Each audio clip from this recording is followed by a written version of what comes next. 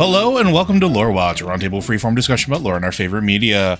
I'm your host, Joe Perez, one of several lore-focused folks from Blizzard Watch, and I've got my marvelous co-host with me today, Matt Rossi. How you doing today, Matt? I am a bag of things, many of them moist. That's pretty much the description of the human condition. Yeah. Both metaphysically and just straight up accurate. Literally, you are a bag of wet things, but also emotionally kind of a bag of wet things. It's just, it's all there. I feel seen.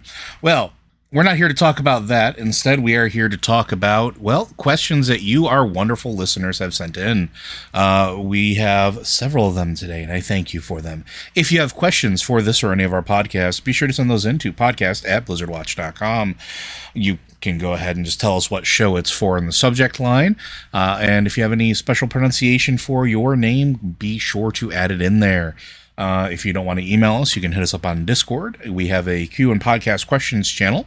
You can just go ahead and throw those questions in there. Same rules apply. Tell us what show it's for, and if you have any special pronunciations for your name.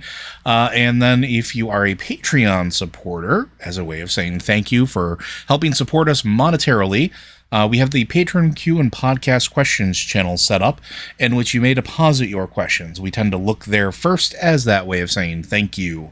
But without further ado, let's get into the questions. This one comes from Harsbo, which I keep always wanting to pronounce Hasbro and want to beg forgiveness. I watched the Dragonflight launch cinematic on the Taliesin and Evitel stream, and I remember Taliesin being convinced that something, example an old god, must be hidden beneath Tyrhold and its beam that goes into the ground. It seems to me that after we cleared the dungeon in Tyrhold, there wasn't much more to the beam. I would be very curious if you would explore the lore of Tyrhold, which is part one of the question. There's also a Diablo question, which we'll get into after this one, also from Harsbro. We don't really know a whole lot about Tyrhold besides the fact that it is essentially the seat of the power that is fueling the creation of the dragons, as well as sort of maintaining that particular area. We know that regions tend to be almost reliant on the Titan facilities around them, and when something happens to that Titan facility, it destabilizes, or bad things happen, or something occurs. Tyrhold was shut down for a while. You could see that the island powered down. There were things like, like towns being consumed by molten lava, and people that were left behind to defend the area that didn't really have anything to keep going on. So beam activates, everybody comes back, things are good. But yeah, we don't know what the beam is. I think this is the second Titan facility we've seen that had a beam icon. Is that correct? Am I misremembering that? I mean, you could argue that I think Ulduar has one. That's what I was thinking, because I thought we saw this with Ulduar, where there's at least a projection into the sky. Wow. Words are hard to know. Also, when you go to Uldum, the halls of origination, I don't know if they're actually shooting a beam up into the sky, but when you go into the halls, there's clearly a whole bunch of machinery in there that's activating in a similar way. First off, we should point out that we do know now that Tyrhold is what we are calling Uldoris. Remember back in Battle for Azeroth, there were several Titan facilities listed that we had never been to or heard of. Uldoris is Tyrhold. Tyrhold is just what the dragons and mortals were calling it, because nobody told them different. It's not like Tyr went around saying, by the way, this is Uldoris. But the Tyrhold is Uldoris. Tyrhold seems to be based around the concept of preservation and orderly maintenance. Mm-hmm. But there have been problems with that. Like, for instance, when Tyr was trying to create a guardian for Azeroth out of the native dragons, and he created Galakrond. He didn't create Galakrond. Galakrond was alive before that, but he turned Galakrond into a hideous monstrosity because, unbeknownst to him, Yogg-Saron had interacted with the liquid that the Titans are infusing with their power. This water that they're infusing directly with Titanic energies. And with Yogg-Saron mixed in a little old god, and it created Galakrond. It caused random crazy mutations that nobody was really expecting or down for. As a result of that, that's why we have aspects today. Instead of having one great aspect of pretty much everything, Tyr broke it up into 5. And he did that partially because of the 5 who came together to stop Galakrond. Also, possibly because he was like, if one of them decides to go cuckoo for Cocoa Puffs, I don't want them all the eggs to be in that one's basket. After he saw what Galakrond had been capable of, it's entirely possible he was like, yeah, definitely not a good idea to put it all in one guy. Didn't work out. It's unknown to me how much Tyr knew at any point about Yogg-Saron's having corrupted Tyrhold. Well, we know that but according to there's books about about that, right? Yeah, go ahead. Yeah, exactly. We do know that Tyr was talking to Loken about it. Like Odin was very much upset with Tyrhold and with the idea behind Tyrhold and with what Tyr was doing there. And Loken had come to him and said, "Hey, can you give me a heads up on this?" And the two of them, there's an exchange where Tyr talks to Loken about what he is doing at Tyrhold. And therefore we know that he probably suspected Loken from that point. Because once things got corrupted by Yogg-Saron, the only person that Tyr had talked to about it was Loken, because Loken came and asked. And then all of a sudden, something went wrong. Why would something suddenly go wrong just after I tell somebody else? But before, when I was keeping it all to myself, everything was fine. So that's in one of the books, the idea that Yogg-Saron was responsible and Tyr is aware of it, which does beg the question, is that why he started suspecting again? We don't know the answer to that question.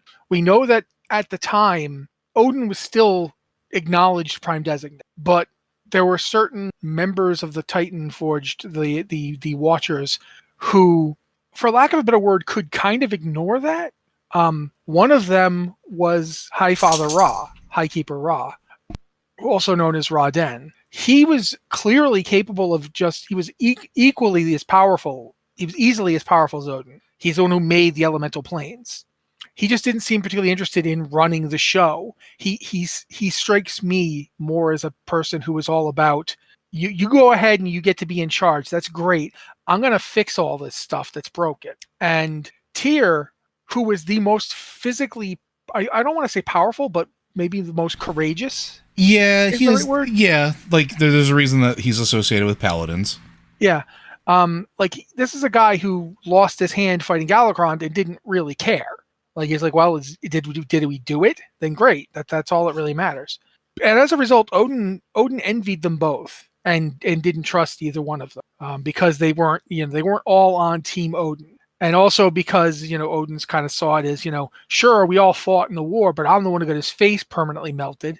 You two just walked out of that thing like nothing happened. And he's right. They did. Tyr didn't come out of, Tyr came through the war without his face melted off. Possibly another point of contention between. But the thing about Tyrhold and about other Titan facilities, but I think Tyrhold is actually special in this case, is that these facilities were created in part to stabilize Azeroth. Mm-hmm. Because after Yogg-Saron got popped, and I can't think of a better word for it, literally pulled out and just squirted all over the place, terrible, horrible thing.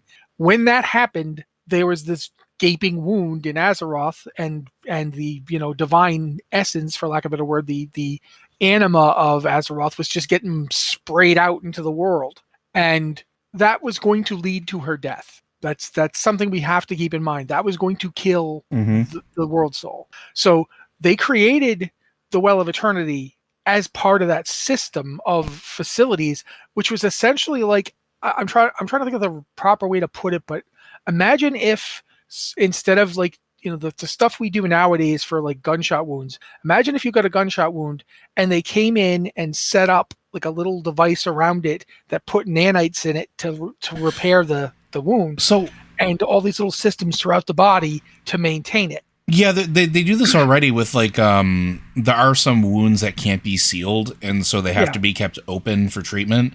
And so there are things that they currently do that mimic exactly what the Titans were doing. Yeah, and it's based around the concept of, okay, the best power to heal Azeroth is the power Azeroth is currently losing. So we will capture that power and we will channel it back into the wound, into the planet, and keep it from, like basically keep it working to sustain Azeroth. And all these Titan facilities do put out into the world that energy. They're returning it to the world. But as a result, as Joe points out, when Tyrhold is powered down, none of that power is getting to the Dragon Isles.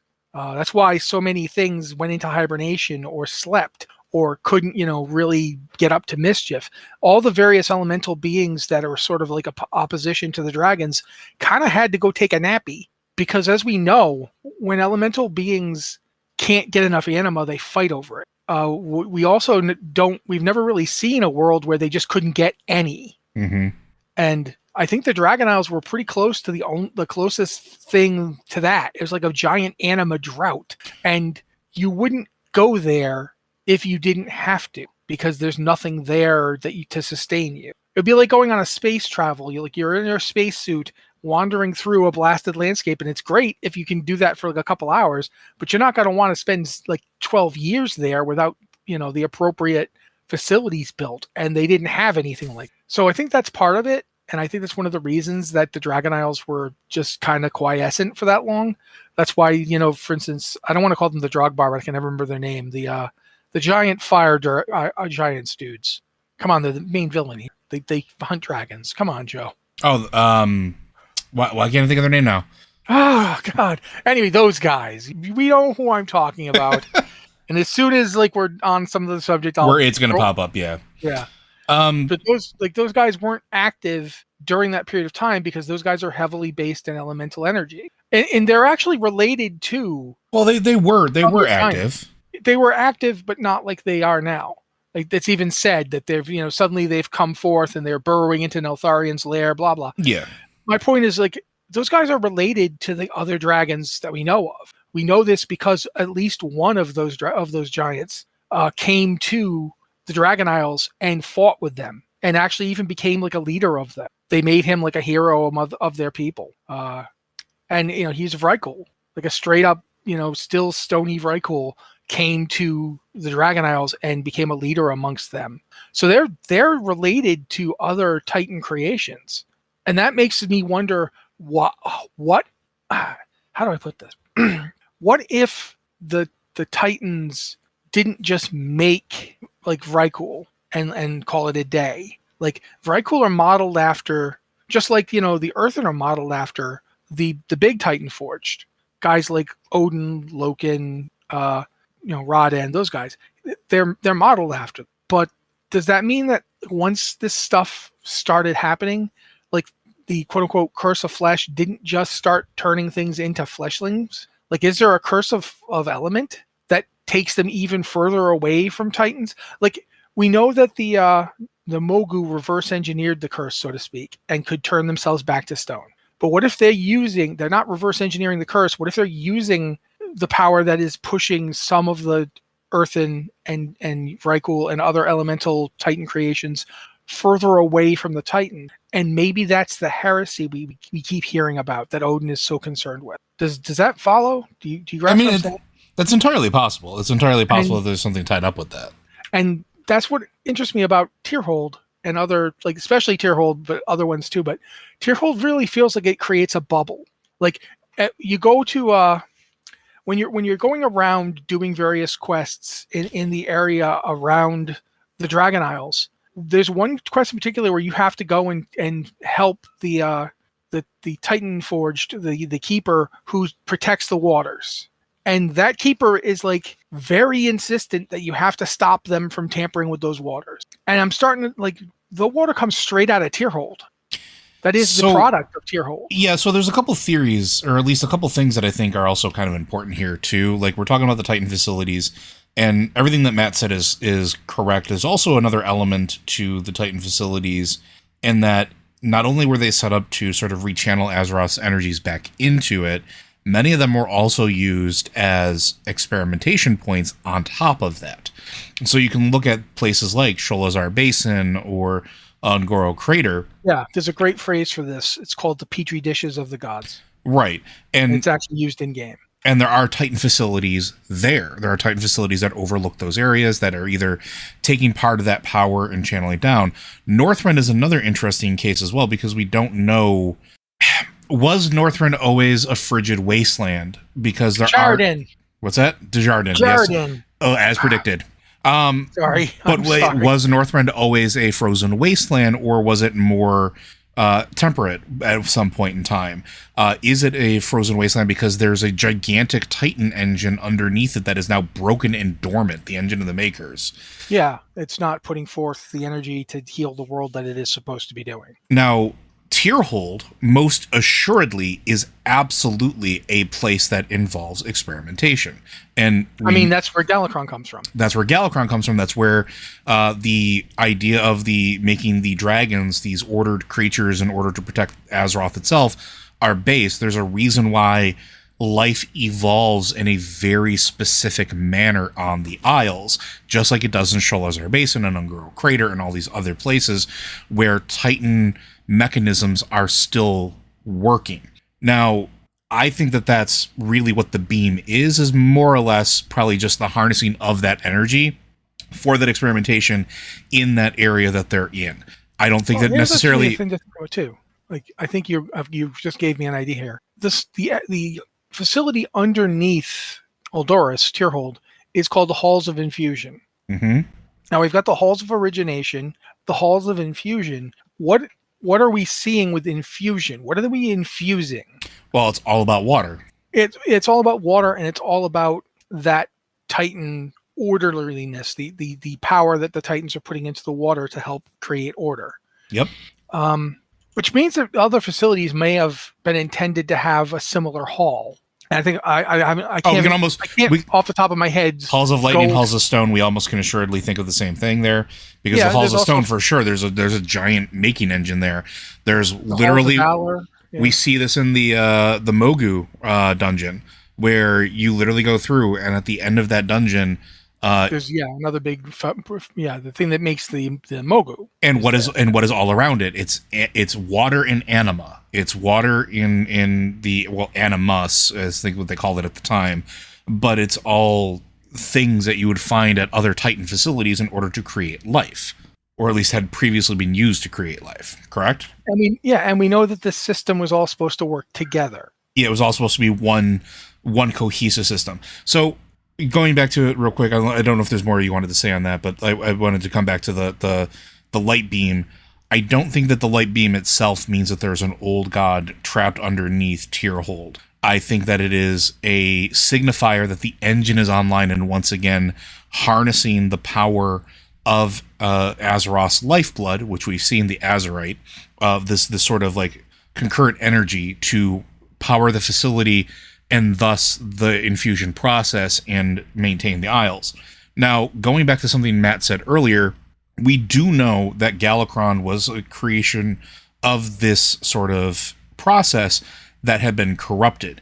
What we actually don't know is how that corruption took place. Now, we can make some guesses, like he pointed out with Loken and everything that happened there, but we don't know what was done to corrupt the waters. Now, I have a theory, because it is linked to Yogg-Saron in some capacity, and we have seen this before. What element of an old god have we seen in prevalent liquid format in Northrend? Liquid Serenite. Yeah, liquid Serenite from Yogg-Saron. Which is literally the blood of Yogg-Saron. And we know this from our time in Northrend, that wielding Serenite, that being immersed in it or around it, it carries the whispers of Yogg-Saron with it. Like, it is how he can affect things in the world when he was trapped in his prison, was to send his blood sort of out there. We saw what happens of trees that drink of it and become corrupted and fall. And we see what happens when at the middle of that tree is still a pool of Serenite with a bunch of Firbolgs living around it. And what happens with them? They go absolutely bonkers because they can hear the whispering of an old god.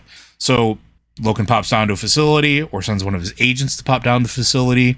The little vial of liquid Serenite, tosses it in the pool, corrupts the process, creates Galakrond, who exhibits all of the same capabilities and all of the same hallmarks that we heard that the old gods did during the time of the Black Empire, because they did, right? You talk about new creations being born of the flesh, bits of it being spun up into like undead horrors. That's what the old gods did with their Black Empire, and that's kind of what Galakrond was doing. He was consuming and killing other dragons, and then essentially using his body or that mass that he had consumed, almost like the Warcraft version of a Tyranid, and turned it into an undead minion. And then we've seen in the current dungeons where the blood or essence left over behind from Galakrond is enough to reanimate the dead. So maybe that's more. And that essence, by the way, is very, very similarly colored and very liquidy to Serenite. Just saying. It would also connect up interestingly because Yogg-Saron keeps calling himself the old god of death. Yep. And what is Galakrond and all this corruption based around? Yeah, undeath. Making the dead get up and do stuff. Yeah. So I was actually, while Joe was talking about that, I was going to look. The light beam in Ulduar is actually not outside of Ulduar. It's inside when you are going around the temple, going to the various keepers and freeing them from Yogg's influence. It's literally shooting straight up, just past the big bridge guy. You know, when you kill Big Bridge Dude and you walk over him, that's where the beam of light is in Ulduar. I can't recall if there's one in Uldaman. I haven't been able to find it. But I do think that it's interesting because Uldaman, we now know, has that whole basement level we never went to before. And Mimiron, there's also the fact when you take the train out to Mimiron's place, keep in mind that Ulduar is enormous, and the spot of it you see when you fly up there to fraction. It's a fraction. Yeah, no, there's a lot more. There's probably a lot more that's technically on the world. It's not, it's in a dungeon because that's how you get there. But in terms of its actual physical location, it's out in the world. That's why you have to take a big train to get all the way to Mimiron the first time. Like you can't just teleport over there until you've been there and he teleports you back. It's I believe that when you're doing that, when you're heading to where Mimiron hangs out, and it's got a specific name, the Spark of Invention, I think. Yeah, that is correct. I believe the Spark of Invention is also firing a giant light beam up into the sky. They all are, but you can't see it. You can't see it from outside, though. That's the interesting thing.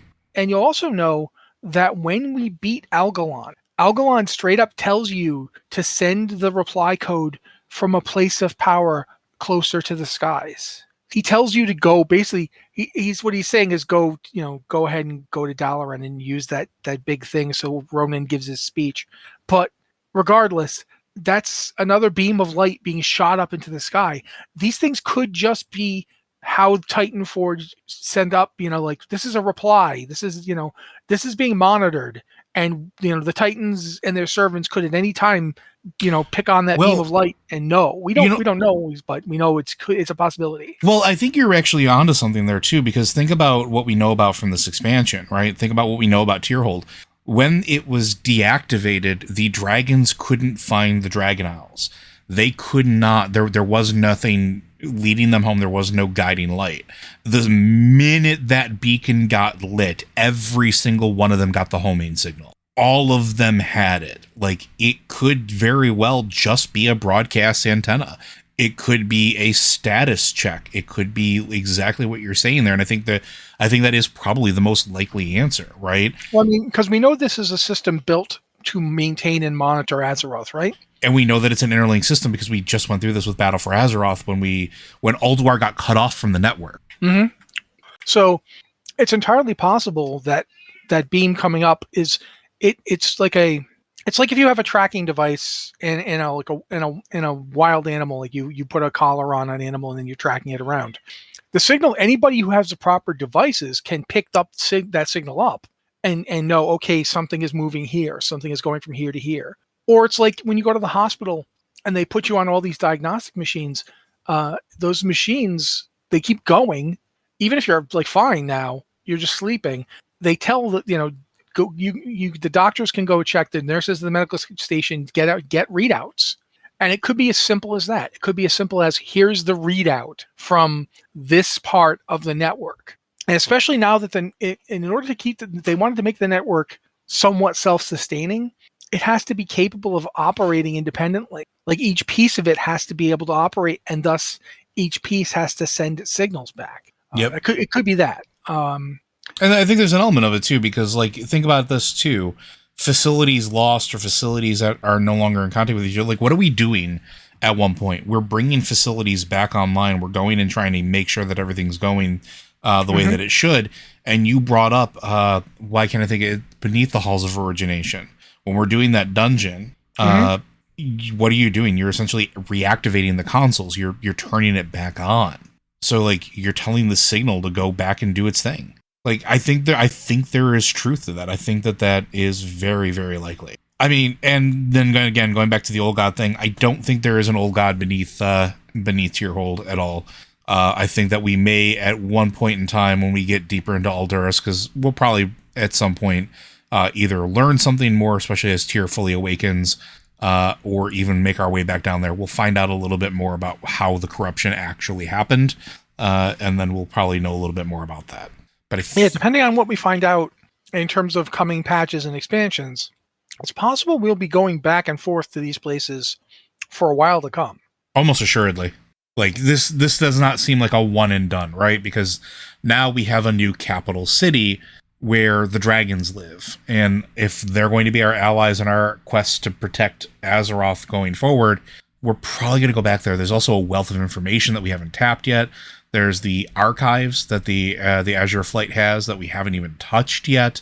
There's the timeways that are now accessible after we are done with everything that we, are being repaired, that may also give us access to information that we didn't have before, especially now with Dormammu. I'm always going to call him Dormammu. But with having the Bronze Flight now maybe be reinvigorated in their quest of not only their primary function, but of fighting against the Infinite Dragon Flight, like, we're going to come back here. I fully believe it, or there's going to be more tied up here with it, almost invariably. You did have a second question, though, Harsbo, and I want to get to it because it is a Diablo question, and I know Matt really likes Diablo questions. I'm reading the book Storm of Light, and in it we find some very detailed description of angels and what it means to Tyrael to have become a flesh and blood mortal, which is a very unsettling experience for him. I was surprised to read that when an angel dies, its wings crystallize to glass. I think the style of angel wing in Diablo universe is basically the coolest thing they've ever come up with, especially seeing how delicately Inarius is seen to use it in the cinematic. There's so much personality there. What's your thoughts on angel anatomy? So Matt, what do you think of those angel bodies? Writhing centipedes. Just a mass of them. Just a big ball of centipede. No, I mean, we've seen enough with the angels to know that they can kind of control how much substance there is to them. As an example, you can have Nephilim, which means angels and demons can get it on. We also know that at least some angels and some Nephilim had relationships. We wouldn't have the sightless eye if not for an angel and a Nephilim that were in love. So there is some amount of control over how much is there. But in terms of what I think the angel's anatomy is, I think it is essentially just light. I think they are like the reason that you see when we fight Malthael, when Malthael dies, Malthael explodes. Now, part of that's probably the stolen power that's empowering him, the fact that he's got the essences of the prime evil, the seven evils in him. But part of it is just the fact that when an angel dies, they explode. Similar to what happened to Inarius. When Inarius dies at Lilith's hands, he explodes. Like he screams and then boom. To be fair, that happens with the prime evils as well, to a certain, mostly.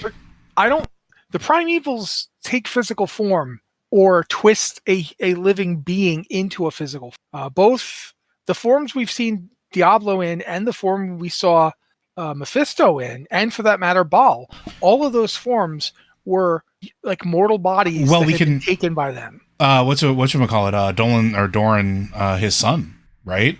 What happened with his possession? Yeah, exactly. Like that's how you get Asmodeus got a body that we experienced. That's the exact way it happened. In terms of like with I'm going to use Baal is my example here first. The body that we see Baal in the end of Diablo 2, the Lord of Destruction expansion, that body, the body we see him in the entire time until he's finally destroyed, is Tal Rasha. It's Tal Rasha's body. He twists it, he changes it to be more suitable to him, but that face he's wearing is Tal Rasha's face. And he does that on purpose because there is still a part of Tal Rasha in him right up till you destroy him. And that part of Tal Rasha can do nothing but watch as his face ruins the world. And that's Baal's extra special little spike after Tal Rasha kept him trapped in that tomb for hundreds of years. He wanted not just to destroy Tal Rasha, he wanted it to hurt. Diablo didn't have time for that kind of spite. Every time we see Diablo take a body, Diablo's taking a body because he needs to take a body. Each time Diablo does this, Diablo is not operating on a spite principle. Diablo is, okay, I'll possess the king. Dang it, I can't quite possess him. He's just morally strong enough that I can't get in there without breaking him in half. Okay, new plan. Lazarus, put me in the kid. He's too sensitive. He won't be able to fight me, and I'll have a body. And it won't be ideal, but now both Lazarus and my body are dead. If only I can trick this dummy into jamming the soul stone into his forehead. I can. He's not very smart. Excellent. New body. This one works pretty well. Gonna get somebody pregnant, and then I'm gonna go forth and do evil. Oh, that body's dead. Well, luckily I had that girl child, so I'm going to be able to possess her and turn her into me now. Yeah, and it's always been, it's never like with Baal. It's always just I need a body now. Yeah, and I mean, Diablo is a really good example too of like anytime he possesses a mortal form, he doesn't, like you mentioned the spite thing. He molds it to essentially almost the same thing. The exception being when he possessed Leah, and it was definitely a more traditionally feminine silhouetted Diablo. Yeah. But otherwise, it still had all the hallmarks of what we've seen Diablo be, basically, from our very first introduction to him in Diablo 1. But I think that Mephisto does the same thing. Mephisto takes the body of the new Quehagen. After they kill the one that won't do what he wants, he takes the next Quehagen as his host. And again, you see Mephisto twist that body into looking like Mephisto. So this is related to angels insofar as angels don't steal people's bodies, but I think that they have a method of making one. Yeah, and I think that is maybe that's part of the primary function of like the Crystal Arch and why it's so intrinsically important to their like essence of being. We talk about the Crystal Arch being where all the essences of an angel goes to be reborn, and then they're reborn, right? They're reborn in the high heavens. Maybe that's why when they die, their wings turn to glass, is because, well, it's not glass, it's crystal. It's because they come from the Crystal Arch. Yeah. Because what does a crystal do but focus light? And so you have this crystal focusing this light or this energy, this essence into a being. And when that being shatters, it's almost like that connection to the arch is shattered, and then it has to go back and be recycled or reformed. And I think there's something to it. As far as And that would actually also explain why we're told that when they do go back to the arch, what comes forth is the same life essence, but it's not the same being. It doesn't have the same thoughts. Because if you think about it, if they're each born from a little fragment of the Crystal Arch, and that crystal goes with them into the world and is essentially their wings, that means A, the wings are their bodies when you come right down to it. The wings are where they're coming from. And B, that means the wings are the host of their mind. Yeah. And when the wings go dead, the mind that they are creating can't be created anymore. It's like if you have a computer, you can unplug it and replug it. You can take the hard drive out and put it back. But if you take a person's brain out, even if you could somehow put another brain in there, the brain had all the stuff with it. Yeah. You know, if these wings are the being, then all the memories and experiences that they have had are no longer being generated by it. And I think there's something to that. I think there's something to that too, because when you look at the whole Diablo cosmology, let's look at the Eye of Anu, or, the World Stone.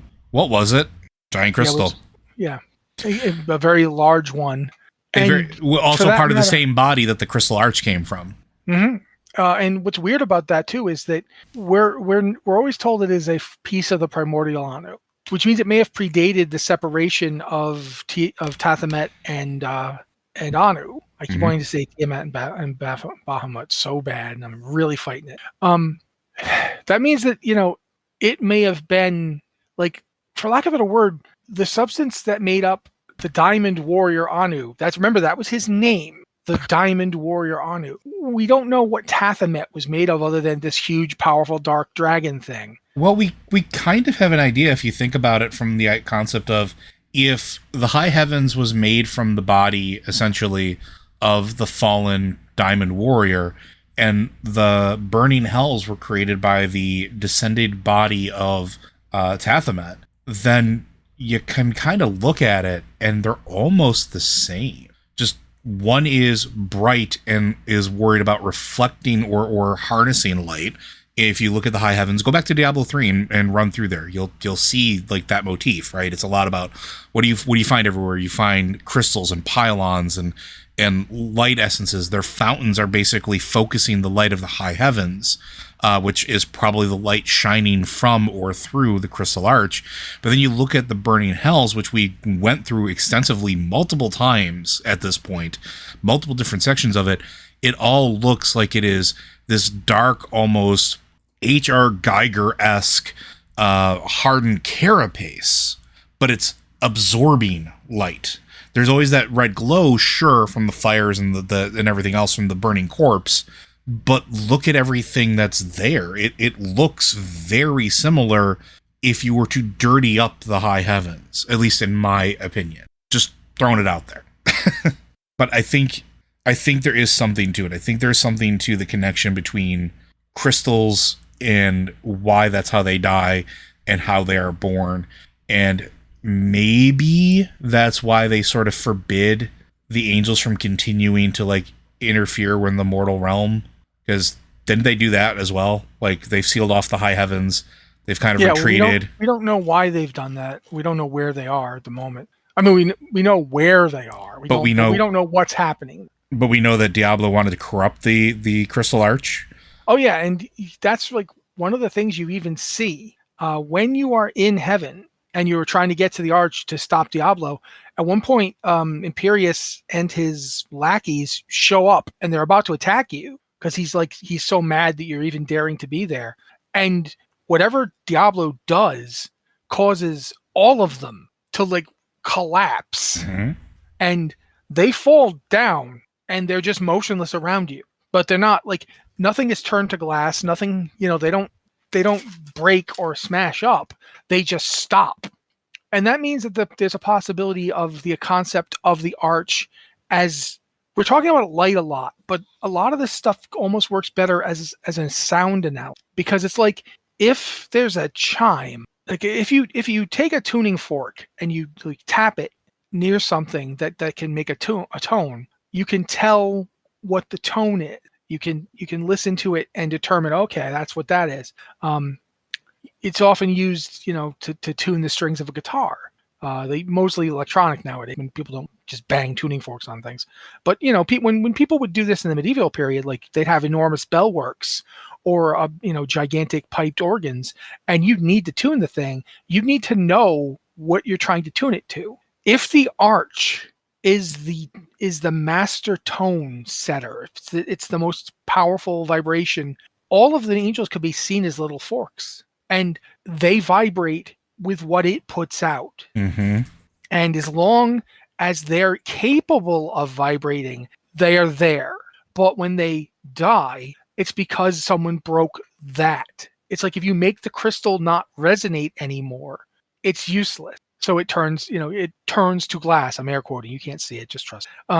It doesn't really turn to anything. It's just, it doesn't work anymore. It'd be the same thing as if you took a wind chime and you smashed some of the things on it. It's just inert now. I think that's a pretty decent way to look at the subject of how the angels function, how they are. they can certainly interact with things that are not them, to the point where an angel and a demon could get together and create a Nephilim.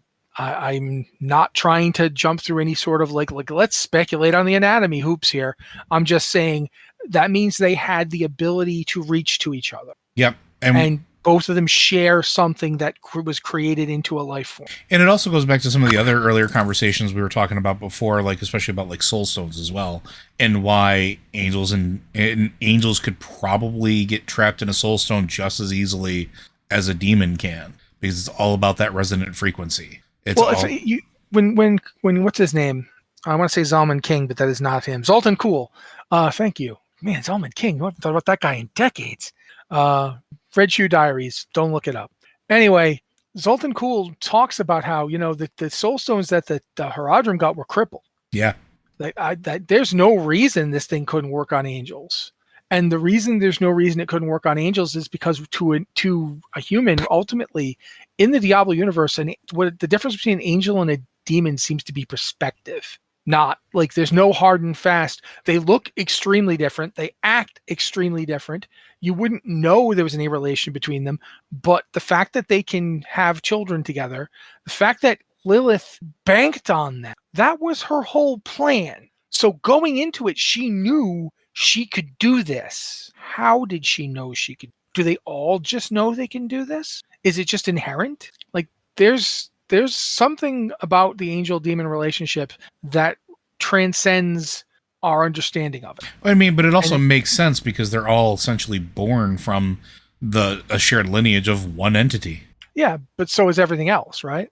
Exactly. And that's kind of the interesting thing about the entirety of crazy thing we find ourselves in. Yeah, it is what it is, but at the same time, it's fascinating to see, like, how much there is there. Like we've talked before about it. We could go on, and we probably should shut up. But I mean, there's like angels who have actually become straight up demons. At least one, Iswal. We know. Well, we know that one. I think there's been a couple, but like we've seen the transformation. There's probably nothing that says a demon couldn't be processed through the crystal arch and maybe be born as an angel. That would be wild. I'd love to see that go the other way. We haven't seen that yet. There you go, Blizzard. There's an expansion idea for you. Yeah, but I think that the anatomy is irrelevant. It's all about the energy of origin is really what it boils down to.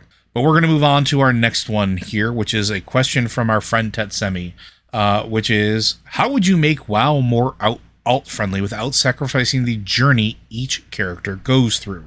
One thing I appreciate about Baldur's Gate 3 is that even the characters you leave back in camp have discussions or thoughts on where you're at in the adventure, and also keep up with the character levels of the main party so they can be swapped in fairly easily. And you, if you're like me, there's enough gear in camp just to keep them viable as well. We've talked about this concept before of, as WoW gets older, it sort of carries with it more story baggage. Not just the expansions themselves, because there is always the overarching story of the expansions, but the idea of the player character's journey through each of those storylines and what they actually mean. And for folks that do care about the story, and let's be honest, if you're listening to this podcast, you're one of them, it can be a very difficult thing to reconcile the idea of leveling an alt when you've invested so much time and effort into your character's story at this point so far. We've come up with a couple different things over the years, and some at least my favorites were entomb or enshrine the story somehow, right? Like whether it's a lore walker that tells the story of your previous character and keeps you up to date with it, or lets you have sort of that experience as something you can go back to and see so that you don't feel like you're losing all of it, is maybe something they could always explore. We've always talked about scenarios and replaying through it. When we were in Shadowlands, I know Matt and I talked about the plays that were being thrown in Ardenweld and how that sort of informed their universe of what had come before and kind of brought you up to speed a little bit. So all those people, or all those entities that didn't get to experience all of the things you did, whether it was fighting Archimond or battling the Burning Legion, get to see it, or at least a representation of it, and get to know the story. So they have mechanisms in-game, in-universe, that they could do to sort of preserve the story and not feel like you're sacrificing the story if you move forward with a different character. At least that's my opinions on it. Matt, do you have an opinion on it? I was thinking about in terms of like narratives and how narratives unfold and how we are used to processing them and how we can do that in games versus other media. A lot of games use what I like to call the epistolatory format for storytelling. And WoW does this to a degree too. If you find books and other like ancient writings and so forth, and they have little bits of story on them, and that's how you gain perspective on the lore and the backstory of the world, that's an epistolatory approach. WoW has relied on that over the years, as have lots of other games. This isn't me picking on Blizzard. It's a tried and true formula. It is Bethesda's entire bread and butter. And we get a lot of it in Baldur's Gate 3 for that matter. I mean, for all that there's a lot of stuff that isn't epistolatory, there's a lot of books. A lot of books. My Baldur's Gate character was literally carrying around like half a ton of the freaking things. Yep. Right-click send to camp is my favorite thing. Yeah. So I feel like to a certain degree leaning on the epistolatory approach and allowing lore to be something people can pick up if they want it, but are not required to, is a pretty good way to get around a lot of these problems. We worry so much that, that we're like people aren't going to get to play this when the way it was originally intended to be played. But that boat hit an iceberg in the North Atlantic a long time ago. Mm-hmm. We're not.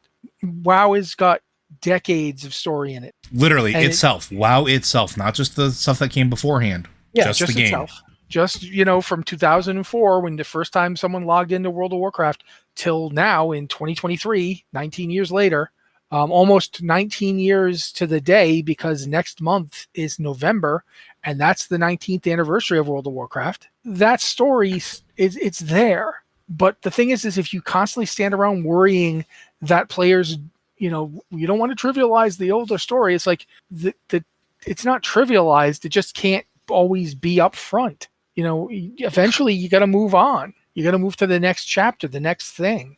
And new players are, we can't make a game where new players are as free to explore the early stuff as we were, because this is an MMO, not a single player game. In an MMO, it's the massively multiplayer aspect of it means that there's got to be a certain baseline of entry so that somebody who comes to the game new can start playing with other people immediately and not have to wait until they've gone through every previous expansion so that they're caught up with people who might have been playing for, like, at this point, 19 years. Short of a time machine, there's really no way to do that. You can't send someone back to 2004 and say, okay, you can play with the other characters once you've, successfully completed all these previous expansions. So guess every time you're done with the game, get in a time machine and jump forward to the next expansion comes out, play that, then get in the time machine again. It's not viable because we don't have time machines. I don't worry that much about it, in other words, because it is an inherent property of how this game tells story. And there's really not a way around it. So I don't worry about it to that degree. I think that if you're worried about it, the thing to do is to rely even more heavily on the epistolatory approach. Put more stuff in the world that you can go out and find that will help you if you want to do that. And I think stuff like I want to say Brotherhood of the Horse, but that is absolutely not who we were just talking about. The Time Walkers. Things like the Time Walkers or the Lore Walkers, those things are they're basically taking the epistolatory approach and making it thespian. Yeah. Rather than it's no longer just you go and read the book. Now it is the book is put on for you. It's sort of like we've now made it drama. And I think that's a nice way to do it. Like the thing we saw in Ardenweald with the which Joe had already mentioned. All these approaches, you could have it where you go and if you really want to see like what was the War of the Ancients like, you could go and literally get to see it. And maybe there's even quests you could do in it if you wanted to, but they don't have to be like it doesn't have to be anything anyone pursues. People don't have to know all this because all this is a lot. They can learn it if they want to. It's there for them. Baldur's Gate 3 is a really good job of not telling you stuff that you don't have any reason to be told. Yeah. Like you don't get a 25-minute dissertation on why Tyr and Torm aren't the same guy. It's just that's not part of the story.